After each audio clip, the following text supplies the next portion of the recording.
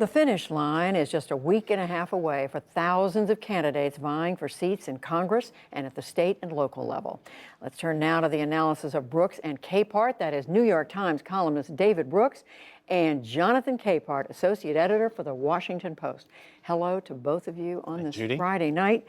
And Jonathan, I want to bring up something at the beginning of our conversation that's kind of hard to think about, and that is the husband of House Speaker Nancy Pelosi was attacked in their home in San Francisco overnight. He's had surgery. They say he's going to recover. But what does this say? It was shocking to wake up to that news this morning. We've gotten to a point, I think, in our political discourse where, things like this are bound to happen. And it is imperative upon our elected officials, the elected leaders, political leaders, to tamp down the rhetoric, to call it out, and to say, I don't know how else to say it, but stop it. I think folks need to look at what would have happened if Speaker Pelosi had actually been home. Yeah.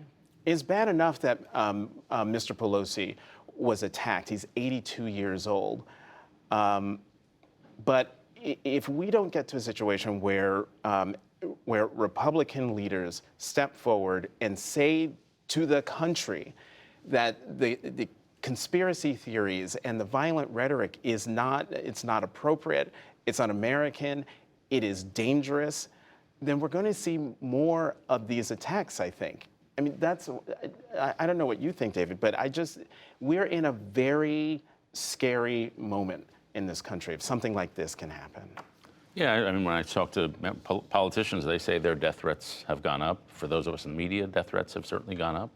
I have a friend out in San Diego, the chairman of the county council there, a guy named Nathan Fletcher, who was the face of the county on COVID over the last couple of years. His home was firebombed in the middle of the night. He wakes up, his kid is screaming, and they have to get everybody out. And I have lunch with him. He's chairman of the county council. He's not like governor. Right. And he's got a security detail, and that's just the way it is. There was the guy who wanted to kill Brett Kavanaugh. And so these are isolated, these are incidents. The question is how isolated. The climate is certainly inflaming them. Are we going to see much more widespread voter intimidation, much more violence in the streets? You would think the risks have gone up. I hope we're not at the spot where we're really entering into an era of violence, but it does seem, and I've thought this for the last year or two, just talking to people, that something bad is going to happen, and something bad has just happened. Mm-hmm. Yeah, it's hard to comprehend, but it does seem to be the kind of thing that we're seeing more of right now. And it's in this atmosphere, Jonathan, that we are just a couple of days, 10, 11 days away from the midterm elections.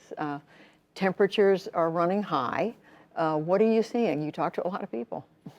Well, the number one thing that comes through is that nobody knows really what's going to happen. You can look at the polls, folks are looking at polls, but in the end, we're not going to know what's happening in the country, how the country really feels until the folks go to vote and those votes are counted and we start seeing the results.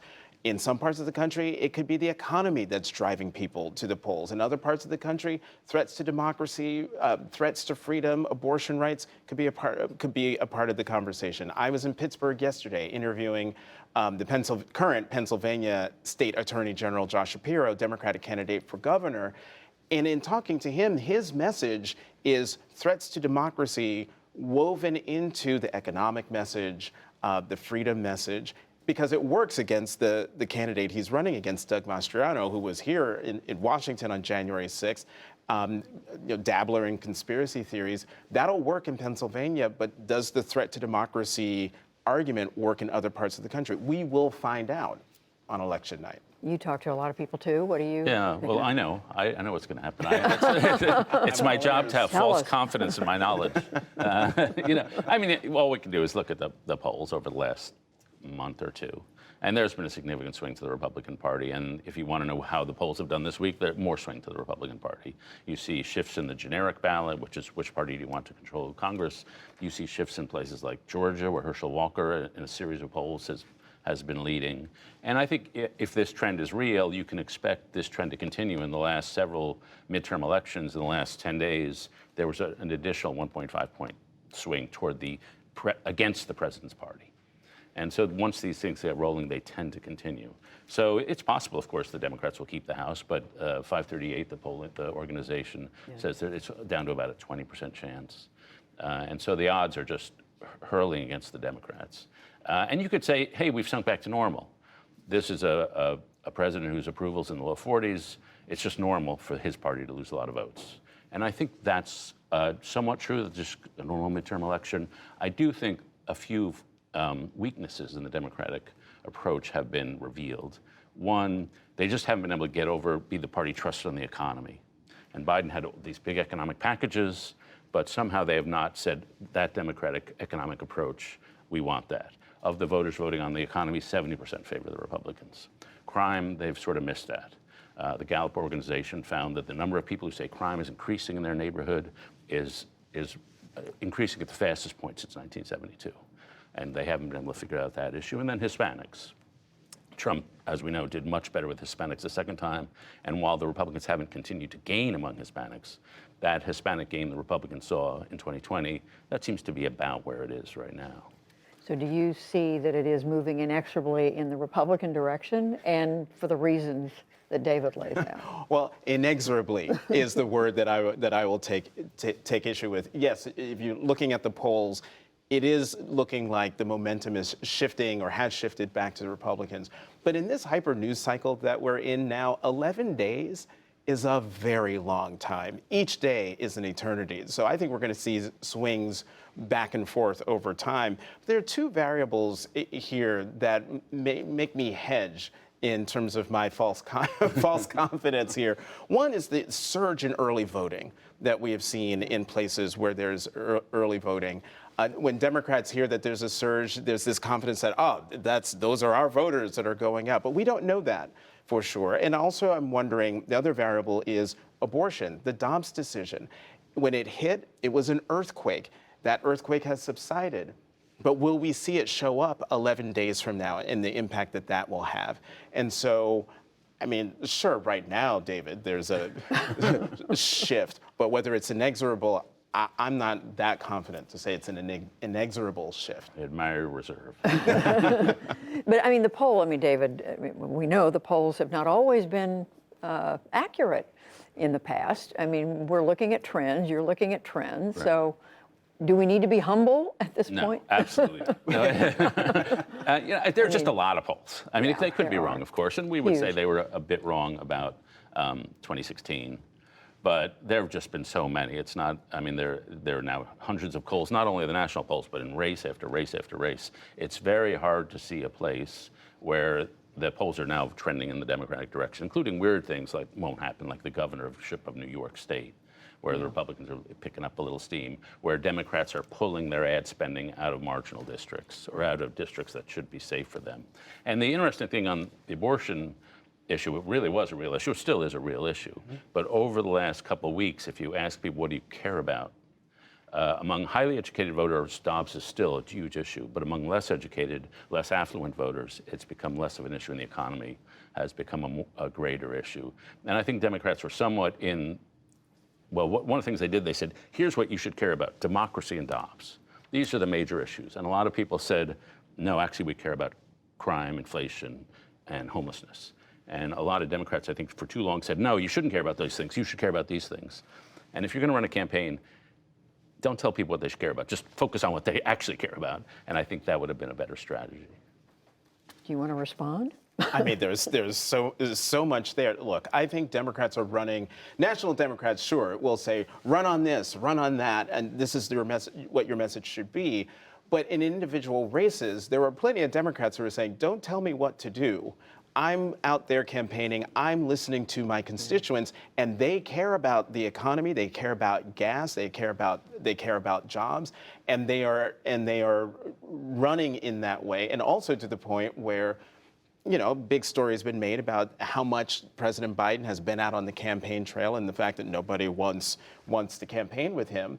But the president is, you know, comfortable enough in his own skin where subliminally his message is, do what you need to do. Do what you need to do to win. And you were saying that's one of the things you talked to him about in your interview with him last week. I do want to say we got a glimpse of what's going on in Democratic thinking when the hot mic between the president and Chuck Schumer a couple of days ago. We're not going to play sound up, but essentially what they said was that the debate in Pennsylvania wasn't hurting as much as might have been anticipated. Schumer said he thought things might be looking better in Nevada, but worse in Georgia. So we did get a little bit of a glimpse. But on Pennsylvania, David, you had John Fetterman, the lieutenant governor, up against Mehmet Oz, the celebrity TV doctor. A lot of comment afterwards about how the stroke that Fetterman had in May has had lingering effects. What did you take away from that? Yeah, well, I saw the debate the next day because I couldn't watch it live, and I read the articles which said that he was struggling. I was unprepared for how much he was struggling, and so I found it sad. And so the question is, should it be a live political issue? If I were a Democrat in Pennsylvania and I supported the Democratic agenda, I would vote for John Fetterman. I mean, it would not change my vote because the important thing is if you're a Democrat, who's in control of the Senate. I think communicating is part of the job of being a senator. And maybe he'll recover, and the piece there was and maybe he'll be fine. We pray so. But I do think if you can't communicate as well, then you're just going to be less effective at the job. And there was a guy in Illinois, Senator Mark Kirk, who had a stroke several years ago, and it wasn't. And he tried to run for re-election. It wasn't a big issue, but it was an issue because people thought he might be impaired in different ways than Fetterman. I think that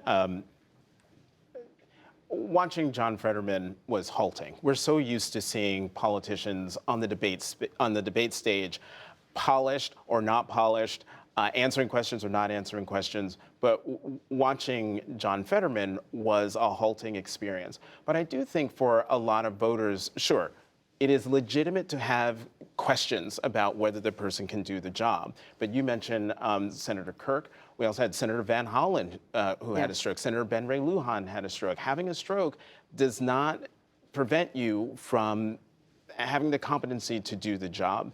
And I think that, if anything, it, in an odd way, humanized him, because he's not the only person who has ever had a stroke, who has had to recover from a stroke. And I think it made him even more relatable than he already was, which was his big calling card in his campaign. So, I think as halting as it was, I don't think it's disqualifying. Sensitive subject, and we'll see how voters react. In Pennsylvania, David Brooks, Jonathan Capehart, thank you. Thanks. Thank you.